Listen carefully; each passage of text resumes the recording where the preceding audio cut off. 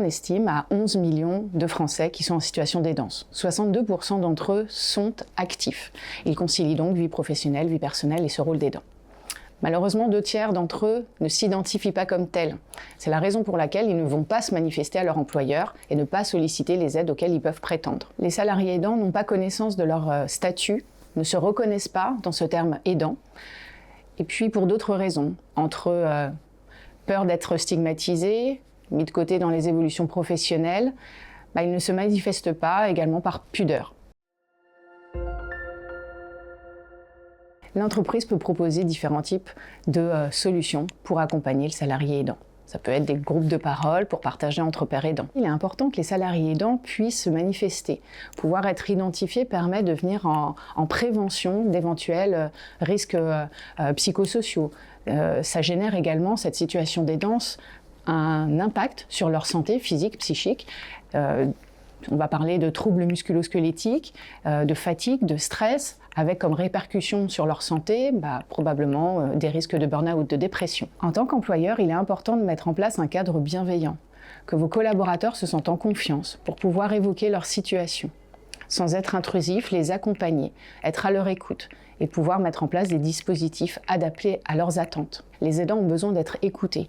Il faut également, pour un employeur, pouvoir les identifier tout en respectant leur confidentialité, leur intimité.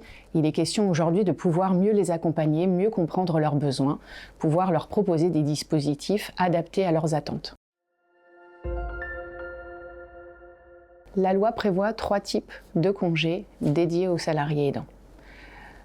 Le congé de présence parentale, le congé de solidarité familiale et le congé de proche aidant. Ayez le réflexe d'avoir recours par exemple à vos mutuelles, aux complémentaires retraite, à votre assurance. En fonction des contrats dans lesquels vous avez souscrit, vous pourrez avoir accès à des aides financières spécifiques. Également des plateformes d'accès à de l'information, des plateformes psychologiques.